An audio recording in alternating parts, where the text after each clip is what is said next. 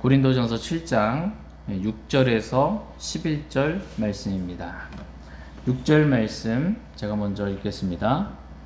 그러나 나는 명령으로 이것을 말하지 아니하고 허용된 것에 의거하여 말하나니 나는 모든 사람이 나와 같기를 원하노라. 그러나 사람마다 하나님께 받은 고유한 선물이 있어서 한 사람은 이러하고 다른 사람은 저러하니라. 그러므로 내가 결혼하지 아니한 자들과 과부들에게 말하노니 그들이 나처럼 지내는 것이 그들에게 좋으니라. 그러나 그들이 억지할 수 없거든 결혼하게 하라. 불타는 것보다 결혼하는 것이 나으니라. 결혼한 자들에게 내가 명령하노니 명령하는 이는 내가 아니라 주시니라. 아내는 자기 남편을 떠나지 말라. 그러나 그녀가 떠나거든 결혼하지 말고 지내든지 아니면 자기 남편과 화해하라. 또한 남편도 자기 아내를 버리지 말라. 네, 잠시 말씀이 제가 기도하겠습니다. 오늘 말씀의 제목은 명령하는 이는 주시니라. 명령하는 이는 주시니라 라는 제목으로 하나님의 말씀 나누는 시간 갖도록 하겠습니다. 성경에는 많은 명령들이 있습니다. 성경에 기록된 모든 명령은 주께서 주신 명령들입니다. 우리는 다만 그 명령에 복종하고 순종하면 되는 것입니다. 명령이 떨어졌는데 제 지금 상황이 이래서 제가 지금 처한 환경이 이래서 하면서 여러 가지 핑계를 대면서 그 명령에 불순종하는 것이 아니라 하나님의 말씀이 떨어지면 무조건 순종하는 것, 이것을 하나님께서는 기뻐하십니다. 저희 모두가 불순종의 자녀가 아니라 순종의 자녀들로서 하나님께서 말씀하신 모든 명령들에 기꺼이 순종하는 삶을 살기를 원합니다.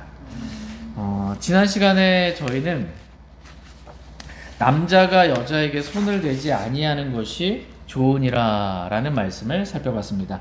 지난 시간에 잠깐 전했던 말씀 복습하겠습니다. 그럼에도 불구하고 음행을 피하기 위하여 남자마다 자기 아내를 두고 여자마다 자기 남편을 둘지니라 라고 말씀하고 계십니다. 이렇게 부부가 되어서 결혼하게 되었다면 서로가 서로에게 합당한 애정을 베풀라고 말씀하고 계십니다. 결혼은 모든 것 가운데 존귀한 것이기 때문에 이러한 결혼이 깨지지 않게 하기 위해서 남편과 아내가 서로에게 합당한 애정을 베풀므로 마음에서부터 하나 되는 것, 이것이 중요하다라는 것입니다. 또한 마음의 하나됨 뿐만 아니라 부부의 이 몸의 하나됨도 필요하다라고 성경은 말씀하십니다.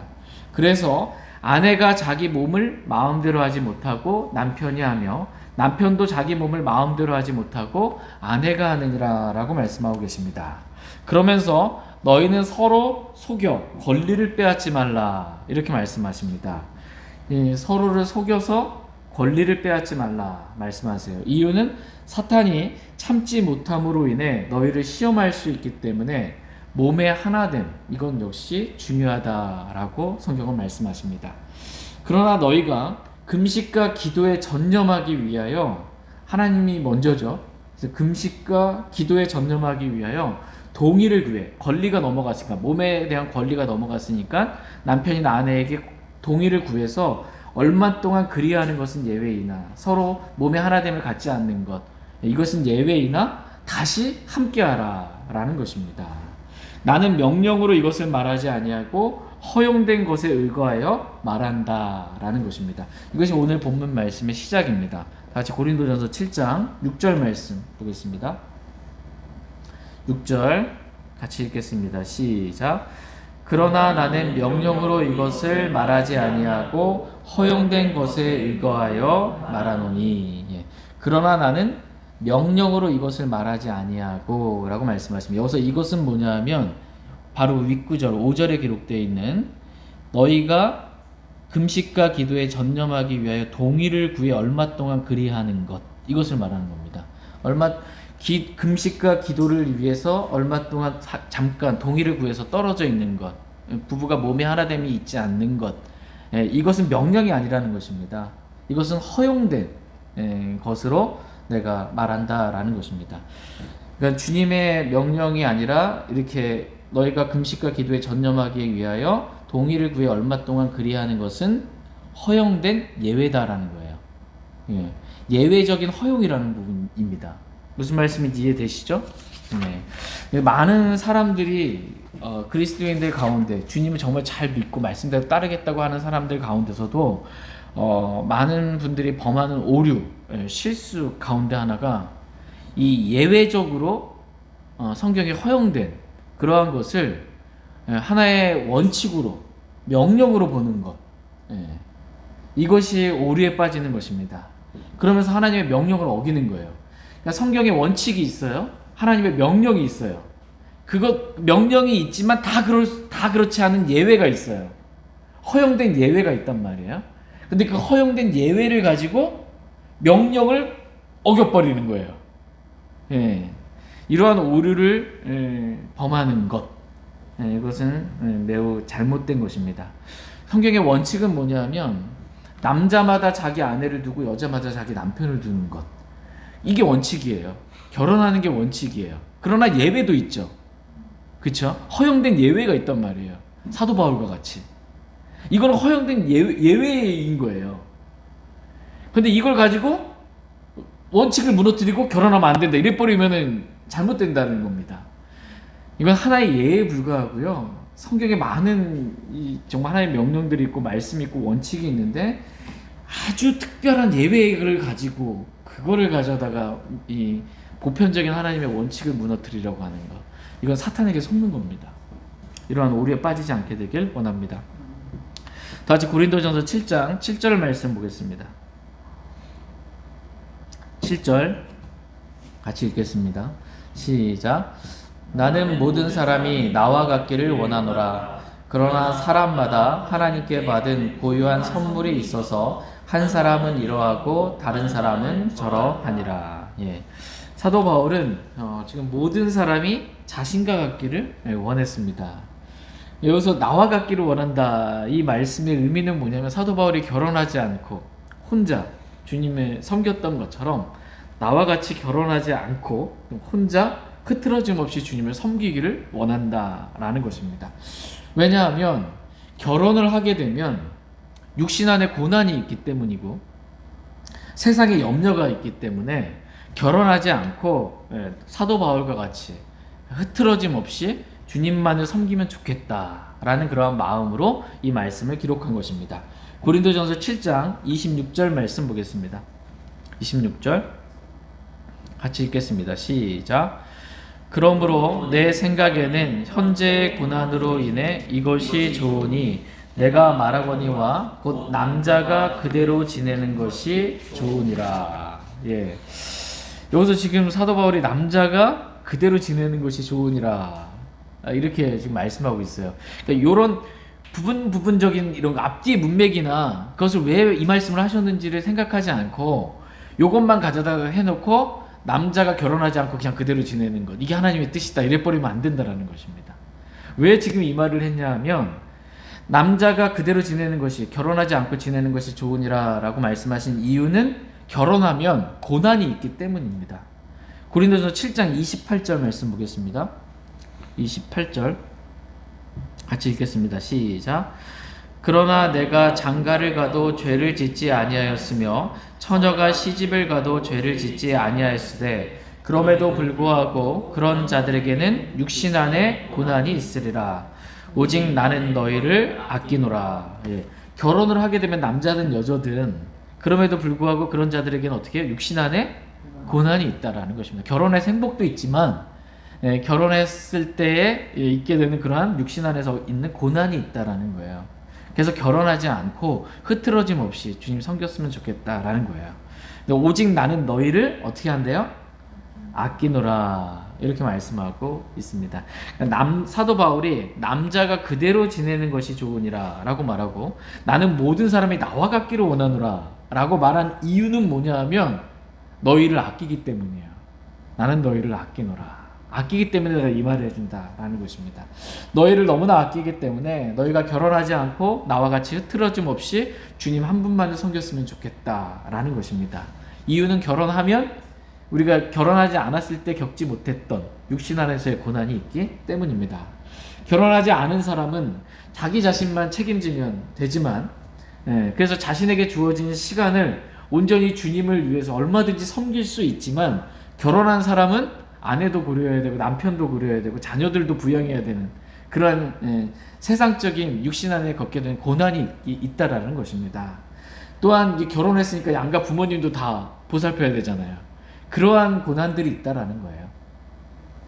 혼자의 뭔가는 다르다는 것입니다. 결혼하게 될 경우. 그만큼 고난은 많고 주님을 섬길 수 있는 시간은 적어지기 때문입니다. 지금 사도 바울이 이런 말을 하는 이유는 사도 바울 마음 안에 주님의 오심이 정말 얼마 안 남았다라는 그 긴박한 재림에 대한 그런 마음이 있기 때문에 지금 이 말씀을 하고 있는 거예요. 다 같이 고린도전서 7장 29절 말씀 보겠습니다. 29절 같이 읽겠습니다. 시작. 그러나 형제들아 내가 이것을 말하노니 때가 단축되었으므로 남은 것은 이러하니라. 곧 안에 있는 자들은 없는 자같이 되고. 여기 말씀 보시면 때가 단축되었으므로 라고 이렇게 말씀하십니다. 주님이 오시는 그 때가 얼마 남지 않은 거예요. 주님이 오심이 긴박하기 때문에 지금 주님 오시는데 뭐 결혼하고 뭐 연애하고 뭐 재혼하고 막 이런 거에 초점을 맞춰 살지 말고 주님의 오심만 초점을 정말 맞춰서 주님을 사랑하면서 기다리면서 흐트러짐 없이 주님을 섬기자 라는 게 전체 이 고린도서 7장 말씀의 핵심인 겁니다. 고린도전서 7장 31절에서 33절 말씀 보겠습니다. 31절에서 33절. 31절. 이 세상을 이용하는 자들은 남용하지 않는 자처럼 되라. 이 세상의 외형은 사라지느니라. 그러나 나는 너희가 염려 없이 지내기를 원하노라. 장가가지 않은 자는 주께 속한 일들을 염려하여 어떻게 주를 기쁘게 할까 하되. 예, 지금 이 세상의 외형이 사라져가고 있다라는 것입니다. 주님 오시면 이 세상에 속한 일들 또한 다 사라지는 거예요. 저와 여러분 이 세상에 없잖아요. 이 세상에 있는 일들 또한 다 사라져 버립니다. 예. 주님이 오심이 가까운 이때에 정말 그 때가 정말 단축되었고 가까운데 그때 우리가 어떻게 하면 내가 주님을 기쁘시게 할까? 여기에 초점을 맞춰서 우리가 살아야 되지 않겠냐라는 것입니다.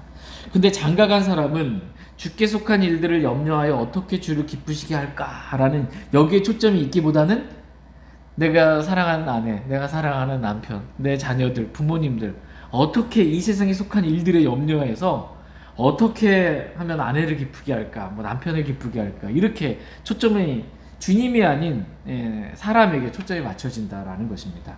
장가간 남자뿐만 아니라 시집간 여자도 마찬가지로 주님의 초점이 아니라 남편에게 초점이 맞춰지기가 쉽다라는 것입니다. 다 같이 고린도전서 7장 34절 말씀 보겠습니다. 34절 같이 읽겠습니다. 시작. 또한 아내와 처녀 사이에도 차이가 있나니 시집가지 않은 여자는 주의 일들을 염려하여 몸과 영을 거룩하게 하려 하되 시집간 여자는 세상의 일들을 염려하여 어떻게 자기 남편을 기쁘게 할까 하느니라. 예. 시집가지 않는 여자는 주님의 일들을 염려하여 몸과 영을 거룩하게 하지만 시집간 여자는 세상의 일들을 염려하여 어떻게 자기 남편을 기쁘게 할까 이렇게 마음의 중심이 옮겨지게 된다라는 것입니다. 그래서 사도 바울은 나는 모든 사람이 나와 같기를 원하노라. 그래서 이 말씀을 하신 거예요. 나와 같이 주님께만 초점을 맞추고 흐트러짐 없이 주님을 섬기자라는 것입니다. 근데 사도 바울이 이렇게 말한 이유는 올무를 놓고자 함이 아니라 우리의 유익을 위해서 이 말씀을 기록해 주신 것입니다. 다 같이 고린도전서 7장 35절 말씀 보겠습니다. 같이 읽겠습니다. 시작. 내가 너희 자신의 유익을 위해 이 말을 하노니 이것은 내가 너희에게 올무를 놓고자 함이 아니요 다만 합당한 것을 추구하게 하며 너희가 흐트러짐 없이 주를 섬기게 하려 함이라. 아멘. 지금까지 사도 바울이 나는 모든 사람이 나와 같기를 원하노라. 그리고 남자가 그대로 지내는 것이 좋으니라 라고 말한 이유는 올무를 놓고자 함이 아니라 우리의 유익을 위해서 이러한 말을 기록해 준 것이다 라는 것입니다. 그러니까 무엇이 더 유익한 것인가 라고 했을 때 사도 바울은 주께 속한 일들을 염려하여 어떻게 주를 기쁘시게 할까, 여기에 우리의 인생의 초점이 맞춰지는 것, 그래서 흐트러짐 없이 주님을 섬기는 것, 이것이 우리에게 더 유익한 것이다 라고 말씀하고 계십니다. 내가 이렇게 말한 것은 다 너희의 유익을 위해, 또 너희를 아끼기 때문에, 그리고 무엇보다 너희의 행복을 위해서 내가 이런 말들을 한 것이다 라는 것입니다. 왜 지금 이런 표현들을 지금 쓰고 있냐면 자칫 잘못하면 오해할 수 있기 때문이에요. 남자가 결혼하면 안 되고, 사도 바울처럼 주님 결혼하지 않고 주님 섬겨야 되고, 여자도 결혼하면 안 되고, 남편을 기쁘게 하면 안 되고, 뭐 이렇게 이상하게 갈까봐 지금 말씀해주고 있는 것입니다. 지금 이 상황이 주님이 오심이 가까운 때다. 주님이 오시면 결혼은 뭐 시집가고 장가가고 이게 중요한 게 아니다라는 것입니다. 다 내가 너희의 유익을 위해서, 너희를 아끼기 때문에, 너희의 행복을 위해서 이러한 말씀을 지금 기록해주고 있는 것이다 라는 것입니다. 그래서 고린도전서 7장 말씀은 다음과 같이 끝납니다. 고린도전서 7장 40절 말씀 보겠습니다. 같이 읽겠습니다. 시작. 그러나 내 판단대로 그녀가 그대로 지내면 더 행복하니라. 또한 나는 내가 하나님의 영을 소유한 줄로 생각하노라. 예. 내 판단대로 그녀가 그대로 지내면 더 행복하니라. 그러니까 그대로 지내면이라는, 결혼하지 않고 지내는 걸 말해요. 그러면 더 행복하다라는 거예요. 결혼을 하거나 사별로 인해 재혼하는 것, 그것도 행복한 것이지만 더 행복하다고 말씀하시는 거예요. 그대로 주님 어떻게 하면 내가 주님을 기쁘시게 해드릴 수 있을까? 여기 흐트러짐 없이 초점을 주님께 맞춰서 하는 것, 이게 더 행복한 것이다 라는 것입니다. 그러나 모든 사람이 이러한 말씀들을 다 받을 수는 없다라는 것입니다. 사람마다 하나님께 받은 고유한 선물이 있다라는 거예요. 같이 고린도전서 7장 7절 말씀 보겠습니다. 7절 같이 읽겠습니다. 시작. 나는 모든 사람이 나와 같기를 원하노라. 그러나 사람마다 하나님께 받은 고유한 선물이 있어서 한 사람은 이러하고 다른 사람은 저러하니라. 아멘. 여기서 중요한 말씀은 사람마다 하나님께 받은 고유한 선물이 있다라는 말씀입니다. 각 사람마다 하나님께 받은 고유한 선물이 있는 거예요. 하나님께서 각 사람에게 주신 선물들이 있습니다. 그래서 한 사람은 이러하고 또 다른 사람은 저러하다라는 것입니다. 사람이 다 같지 않다라는 거예요. 다를 수밖에 없다라는 것입니다. 다른 게 정상이라는 거예요. 하나님께 다르게 사람을 이렇게 주셨기 때문에. 하나님께서 고유한 선물들을 각 사람마다 다르게 주셨기 때문입니다. 이렇게 서로의 다름을 인정하고 주님 안에서, 말씀 안에서, 진리 안에서 하나 되는 것, 성령 안에서 하나 되는 것, 이게 중요한 것입니다. 남편과 아내도 결혼해 보신 분들은 아시겠지만 얼마나 달라요. 살아온 배경도 다르고 성격도 다르고 좋아하는 것도 다르고 다 다릅니다. 다른 게 정상이에요. 근데 남편과 아내도 다른데 다른데 다른 사람들은 얼마나 또 다르겠습니까? 그 서로의 다름을 인정하는 것입니다. 서로의 다름을 인정하는 것, 이게 다른 게 정상이구나. 그리고 하나님께 감사하며 사는 것, 이게 중요합니다.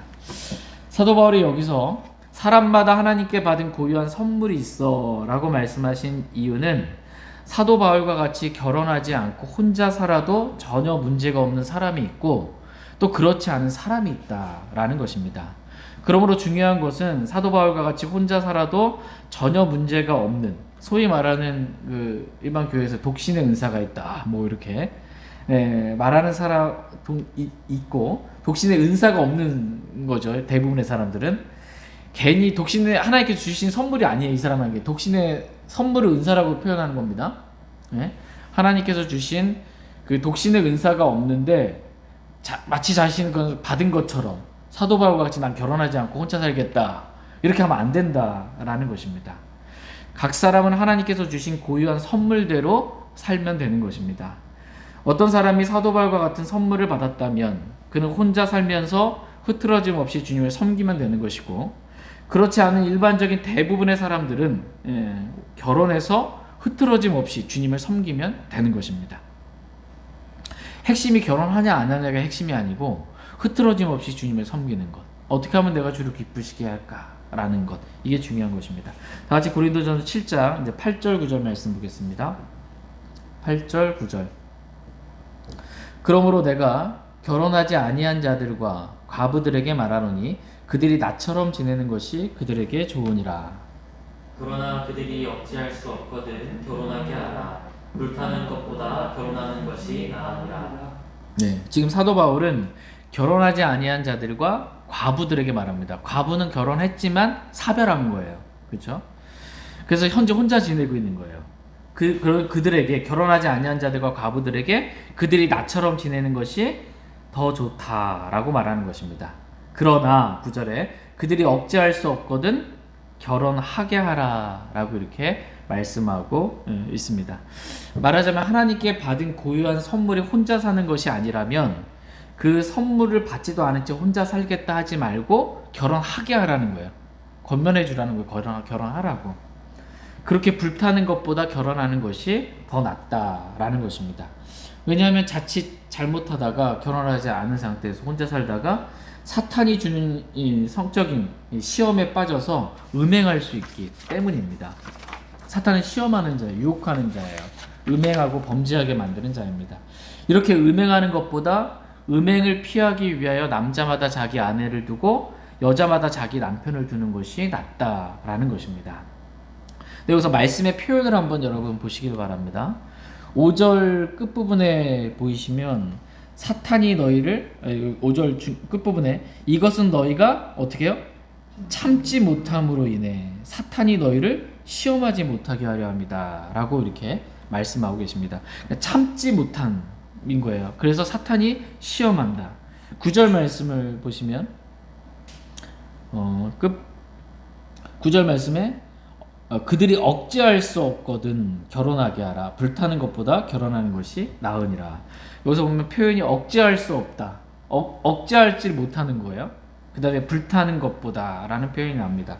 말하자면 사도 바울과 같이 하나님께서 주신 고유한 선물이 독신의 은사가 아니라면 이 성욕을 참지 못하고 억제할 수 없어서 결국 불타오르는 정욕 가운데 음행의 죄를 짓기가 쉽다라는 것입니다. 그러므로 남자마다 자기 아내를 두고 여자마다 자기 남편을 두라라는 것입니다. 진짜 하나님께서 주신 고유한 선물이 독신이 아니라면 결혼하는 게 원칙이에요. 그게 맞다라는 것입니다. 그러나 사도 바울과 같이 하나님께서 주신 고유한 선물이 있어서 얼마든지 이러한 부분에 있어서 참을 수 있고 또 억제할 수 있고 불타오르지 않을 수 있다면 사도 바울과 같이 그대로 주님을 섬기는 것, 이것이 좋다라는 것입니다. 그렇지 않다면 결혼하는 게 하라라는 것입니다. 여러분이 잘 아시는 것처럼 지금 이제 고린도전 7장 이 말씀을 쭉 이제 보시면 결혼하지 않고 혼자 지내는 거, 남자가 그대로 지내는 거, 처녀가 그대로 지내는 거, 사별하고 그대로 재혼하지 않고 지내는 거, 이게 훨씬 더 좋은 것처럼 지금 성경은 말씀하고 있단 말이에요. 그런데 그러면서 이제 한쪽으로도 치울 수 있단 말이에요. 이 전체 상황을 이해하지 못하고 주님의 오심이 임박한 상황, 이 재림에 대한 이 것 전혀 이해하지 못한 상태에서 말씀을 오해할 수가 있다라는 것입니다. 이러한 오해가 없기를 바랍니다. 여러분 장로의 자격 가운데 자격 요건이 하나가 뭐예요? 한 아내의 남편이며 남자가 장로의 직을 감독의 직분을 사모하는 건 선한 것이라고 말씀하고 계세요. 그러면은 어떻게 장로가 되려면 감독이 되려면 또 집사의 자격 요건은 뭐예요? 하나의 남편이 결혼하라는 거예요. 결혼해서 흐트러짐 없이 어떻게 하면 내가 주님 기쁘시게 할까? 그렇게 섬기는 게 맞다라는 거예요. 특별한 지금 하나님께서 허용하신 예외에 대한 부분이에요. 사도 바울과 같은. 이걸 일반화 시켜가지고서는 다 결혼하면 안 되고 사도 바울처럼 이렇게 지내야 된다. 이렇게 하면 또 안 된다라는 것입니다. 그러니까 결혼은 모든 것 가운데 존귀한 것이다. 성경은 말씀하고 있어요. 결혼하는 게 맞는 거예요. 존귀한 것이고 이 결혼이 깨지지 않기를 하나님은 원하시는 겁니다. 그래서 아내나 남편이 합당한 애정을 주고 몸이 서로 몸에 대한 권리를 남편과 아내에게 넘겨주고 권리를 속여 빼앗지 말고 이렇게 주님 말씀하고 계시는 것입니다. 그래서 지금 8절과 9절 말씀은 결혼하지 아니한 자들과 과부들에게 하신 말씀이고요. 8절과 9절은 그렇죠? 결혼하지 아니한 자들과 과부들에게 말하노니 하신 말씀이고 10절과 11절 말씀은 결혼한 자들에게 하신 말씀입니다. 다시 고린도전서 7장 10절 11절 10절 결혼한 자들에게 내가 명령하노니 명령하는 이는 내가 아니라 주시니라. 아내는 자기 남편을 떠나지 말라. 그러나 그녀가 떠나거든 결혼하지 말고 지내든지 아니면 자기 남편과 화해하라. 또한 남편도 자기 아내를 버리지 말라. 결혼한 자들을 향한 하나님의 명령은 이혼하지 말라라는 것입니다. 한번 결혼했으면 하나님이 생명을 주관하신 하나님이 사별시킬 때까지 절대로 이혼하지 말라라는 것입니다. 이것이 하나님의 명령입니다. 아내는 자기 남편을 떠나지 말라 이렇게 말씀하고 계십니다. 이혼해서 떠나든 아니면 아내가 남편과 동의 없이 집을 나가는 것, 이거 하나님께서 기뻐하시지 않는 것입니다. 만약 이렇게 자기 남편을 떠나지 말라고 하나님 말씀하셨음에도 불구하고 하나님의 명령을 어기고 떠나게 된다면 그녀는 결혼하지 말고 지내라 라는 것입니다. 이혼했다면 결혼하지 말라라는 거예요. 만약 남편을 떠나서 그녀가 결혼했어요. 그러면 성경은 그것을 뭐라고 말씀하고 계세요? 간음하는 것이다 이렇게 말씀하십니다. 결혼했다가 이혼을 했어요. 다시 재혼을 하는 것, 이것은 간음하는 것이다 라고 성경 말씀하십니다. 그래서 다른 남자와 살겠다고 자기 남편을 떠나지 말고 자기 남편과 화해하라 라고 성경은 말씀하십니다. 다시 남편에게로 돌아오라는 것입니다. 남편 역시 마찬가지입니다. 자기 아내를 버리지 말라 이렇게 말씀하고 계십니다. 아내가 마음에 들지 않는다고 이렇게 버리지 말라는 거예요. 이혼하지 말라라는 것입니다. 만약 남편이 자기 아내를 버리고 다른 여자와 결혼한다면 이건 역시 간음하는 것이다 라고 성경은 말씀하십니다. 그러므로 자기 아내와 화해하라 라는 것입니다. 이것이 결혼한 사람들에 대한 하나님의 명령입니다. 이 명령을 어기면 돼요, 안 돼요? 안 됩니다. 근데 오늘날 이러한 명령을 어기는 것이 너무나 일반화됐어요. 이혼한 가정이 너무나 많은 거예요. 재혼한 가정이 또 너무나 많고. 그게 재혼이 아니라 성경은 간음인 거예요. 하나님이 이혼을 기뻐하지 아니하십니다. 그래서 이혼하지 말라라고 명령하십니다. 그리스도인은 마땅히 이 명령에 순종해야 될 의무가 있습니다. 그럼에도 불구하고 이혼하게 된다면 이혼할 수 있는 한 가지 이유가 원인 한 가지 이혼하게 되는 한 가지는 음행으로는 이혼이 가능합니다. 그러나 음행했다 할지라도 하나님께서는 다시 그래도 이혼하지 않고 용서하고 하나 되기를 하나님 원하세요. 이게 하나님의 대원칙이에요. 이스라엘 여러분 보세요. 이스라엘은 하나님의 아내다라고 성경은 말씀하고 계세요. 그죠? 그리스도의 아내는 교회죠. 구약 성경에 보면 하나님의 아내인 이스라엘이 우상 숭배에 따라 음행한 엄청 많습니다. 그 음행한 이스라엘을 어떻게 해요? 다시 하나님 부르시는 거예요. 용서하시고 부르시는 거예요. 버리지 않는 것. 내 남편이나 아내가 음행했다 할지라도 버리지 않는 것. 이게 하나님의 기본적인 마음이에요. 기본적인. 그러나 이혼할 수 있다라는 거예요. 음행으로 인해서는. 그렇다면 재혼은 불가하다라는 거예요. 이혼했다라면 재혼은 불가하다라는 것입니다. 이혼을 하게 되면 수많은 상처와 어려움들이 있을 뿐만 아니라 이혼한 본인 자신도 그렇고요. 다른 이혼한 이제 배우자도 그렇고 간음죄에 빠지기가 음행의 죄에 빠지기가 너무나 쉽게 만들어 놓는 것입니다. 만약 이혼하게 된다면 주님의 명령은 결혼하지 말고 지내든지 다시 화해하라 라는 거예요. 결혼하지 말고 지내라는 거예요. 이혼했다면. 근데 아까 살펴본 말씀처럼 참지 못하고 억제할 수 없고 불타오르게 된다면 이혼한 상태에서는 간음죄를 짓기가 너무나 쉽다라는 것입니다. 그러면 이혼하지 말라라는 하나님의 명령을 어긴 그 죄로 인해서 이제 간음죄까지 짓게 되는 거예요. 하나님의 명령을 하나 어기면 계속 어기는 죄에 노출되기가 쉬운 것입니다. 작은 말씀이라도 어기지 않는 것, 어겼다면 자백하는 것, 다시 말씀으로 돌아오는 것, 이게 되게 중요합니다. 성경은 하나님께서 짝지어 주신 것을 사람이 나누지 못할지니라 이렇게 말씀하고 계십니다. 결혼은 하나님이 짝지어 주신 거예요. 그것이 어떻든지 하나님이 짝지어 주신 것입니다. 그것을 사람이 나눌 수 없다. 이혼할 수 없다. 이혼은 기본적으로 안 된다 라고 성경 말씀하십니다. 이혼이 안 되잖아요. 불가란 말이에요. 그럼 결혼을 얼마나 신중하게 해야 되겠어요. 한 번 결혼하면 이혼할 수가 없어요. 그러니까 결혼 정말 신중하게 해야 합니다. 주님께 묻고 기도하고 절대 이혼하는 일이 없도록. 그러니까 믿지 않는 자들과는 결혼하지 말라는 거예요. 이 대원칙을 어기고 결혼했다가 이혼하게 되면 다시 재혼할 수 없잖아요. 혼자 그대로 지내든지 해요. 얼마나 힘든 삶이 되겠습니까?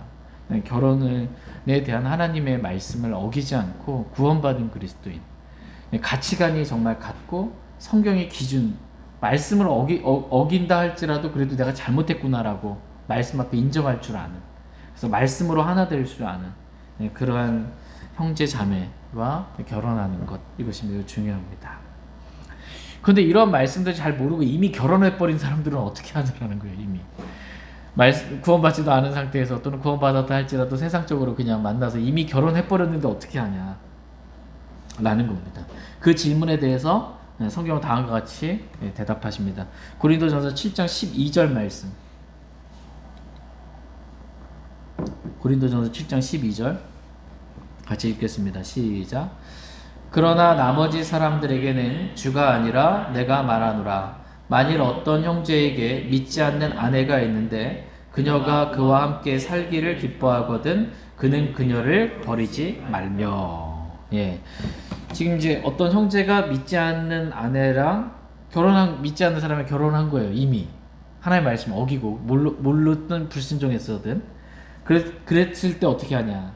그녀가 그와 함께 살기를 기뻐하거든 그는 그녀를 버리지 말라. 구원 받았든 안 받았든 무조건 이혼은 안 된다라는 거예요. 무조건 이혼은 불가하다라는 것입니다.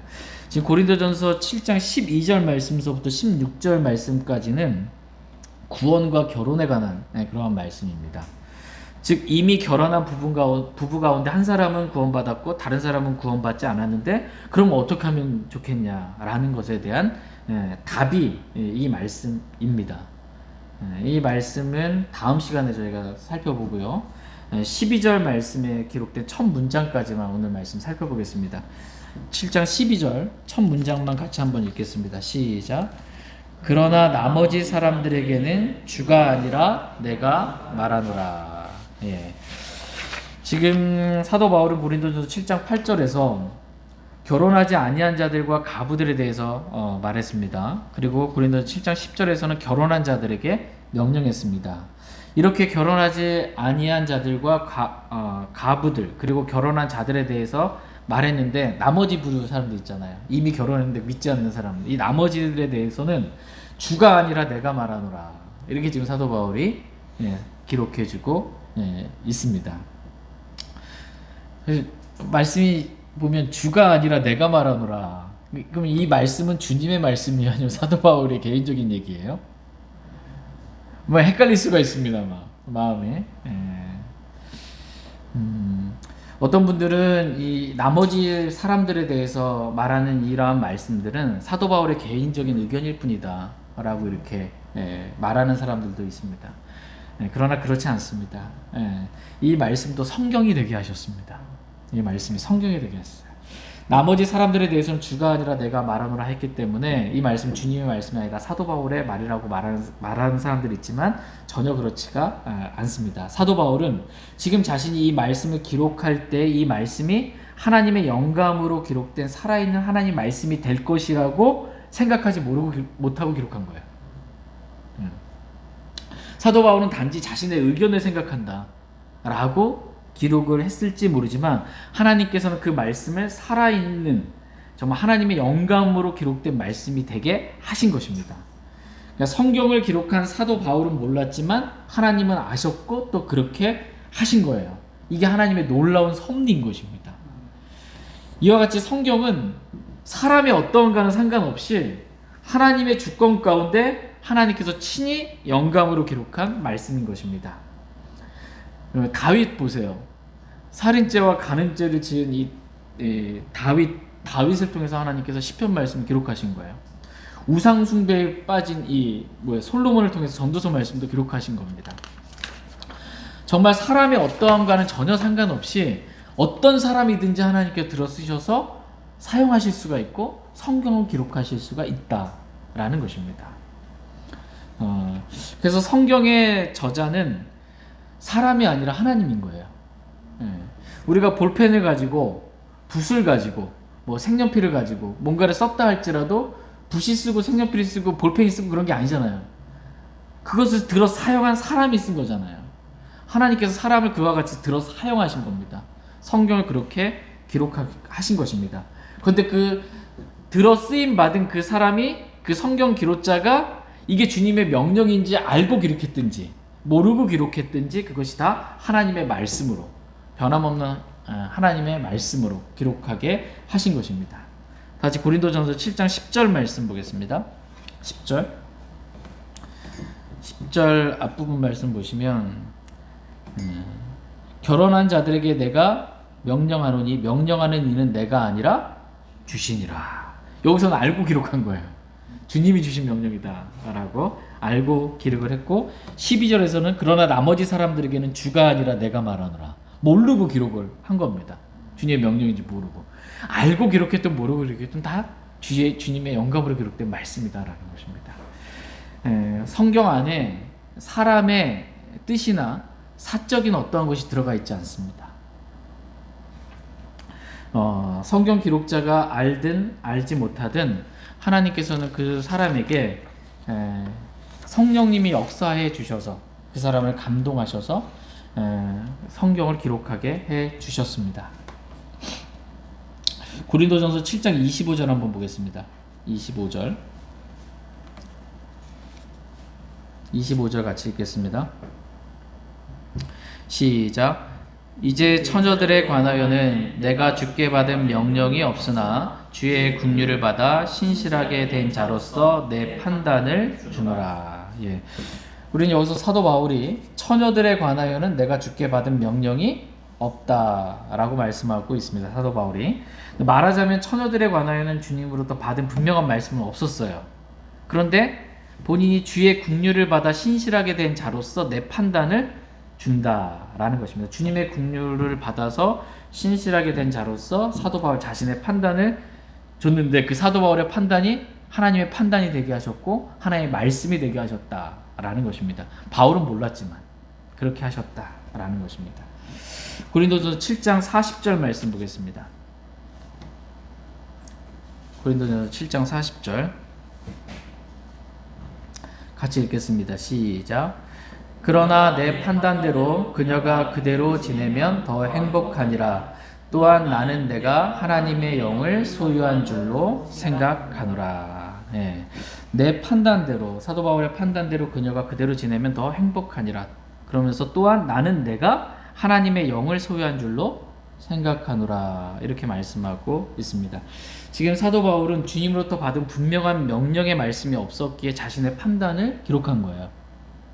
구체적으로 주님이 주신 명령이 없었기 때문에 자신의 판단은 이러하다라고 기록했지만 나는 내가 하나님의 영을 소유한 줄로 생각한다. 그럼 내가 그냥 내 육신적인 판단이 아니라 하나님의 영을 소유한 내가 하나님의 영의 인도함 가운데 내가 지금 이 말씀, 이 판단을 하게 됐고 기록하게 되었다라는 것입니다. 성경은 하나님께서 사람에게 성령님의 감동을 주심으로 성경을 기록하게 하시고 그 기록물을 하나님의 영감, 생명의 숨을 불어넣으셔서 사람의 글이 아니라 하나님의 말씀, 살아있고 영원히 거하는 하나님의 말씀, 단 하나의 오류나 실수가 없는 완전한 하나님의 말씀이 되게 하신 것입니다. 그러므로 우리는 이러한 성경을 대할 때 이게 사도 바울이 자신의 판단으로 했고 주님의 명령이 아니라니까 여기 또 사람의 사적인 어떤 게 들어간 게 아니야? 이렇게 의심하거나 오해할 필요가 전혀 없습니다. 사람이 어떠하든지 상관없이 하나님께서 그 사람을 들어서 그 사람을 성령님의 감동으로 성령님께서 역사하셔서 그 기록물에 영감을 주셔서, 영감은 누구에게 주신 거예요? 어디에? 기록물에 주신 거예요. 모든 성경 기록은 하나님의 영감으로 주어진 것으로, 하나님의 영감, 생명의 숨은 기록물에 있는 것이고요. 하나님의 성령님의 감동은 사람에게 있는 거예요. 이해되십니까? 성경 기록자에게는 성령님께서 감동하여 주셔서 성령님께서 말하게 하시는 대로 기록하게 하셨고, 그 기록물은, 사람은, 성경 기록자는 불완전하지만 기록물은 하나님께서 영감을 불어넣어 주셔서 완전하게 하셨다라는 것입니다. 다시 베드로 후서 1장 20절 21절 말씀 읽고 오늘 말씀 마치겠습니다. 베드로 후서 1장 20절 21절 말씀.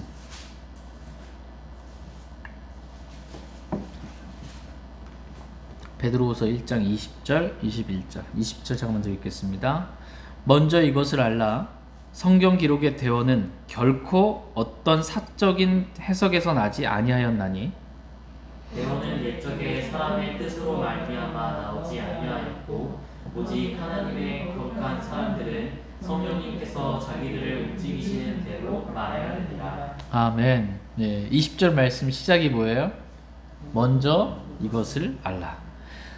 먼저 이것을 알라라는 거예요. 가장 먼저 알아야 될 게 이거라는 것입니다. 성경 기록이 뭔지 이걸 알라는 거예요. 성경 기록의 대오는 결코 어떤 사적인 해석에서 나지 아니하였다. 사적인, 인간적인 어떠한 것에서 난 게 아니라는 거예요. 이걸 먼저 알아라는 거예요. 대언은 옛적에 사람의 뜻으로 말미암아 나오지 아니하였고, 이 성경의 말씀은 하나님의 대언의 말씀이죠. 이 대언의 말씀은 사람의 뜻으로 말미암아 나오지 않았다라는 겁니다. 먼저 이것을 알라라는 것입니다. 이 성경에 사람의 사적인 어떤 것이 해석이 들어가 있거나 사람의 뜻이 들어가 있지 않고 오직 하나님의 뜻만 들어가 있다. 이것을 먼저 알아라라는 것입니다. 오직 하나님의 거룩한 사람들은 성령님께서 자기들을 움직이시는 대로 말하야 합니다. 대언이 어떻게 된 거냐? 그 대언이 어떻게 기록된 거냐? 했을 때 하나님께서, 성령님께서 자기들을 움직이시는 대로 말하였다. 그냥 사적으로 말한 게 아니라는 거예요. 성령님께서 그 사람을 감동시켜서 성령님께서 움직이는 대로 말했고 그거를 받아 쓴 거예요. 이게 성경 기록입니다. 그러니까 성경 기록은 완전할 수밖에 없어요. 사적인 해석이 들어가 있을 수가 없고 사람의 뜻이 들어가 있을 수가 없어요. 성경은 100% 완전한 살아있고 영원이고 한 하나님의 말씀입니다. 이러한 말씀, 성경 진짜 100% 하나님의 말씀이구나. 이거를 먼저 알라는 것입니다. 그리고 그 성경 모든 말씀에 우리가 순종할 수 있게 되기를 주님은 원하십니다. 저희 모두가 이렇게 하나님에 대한, 하나님 말씀에 대한 분명한 믿음을 가지고 순종하는 삶을 살기를 원합니다.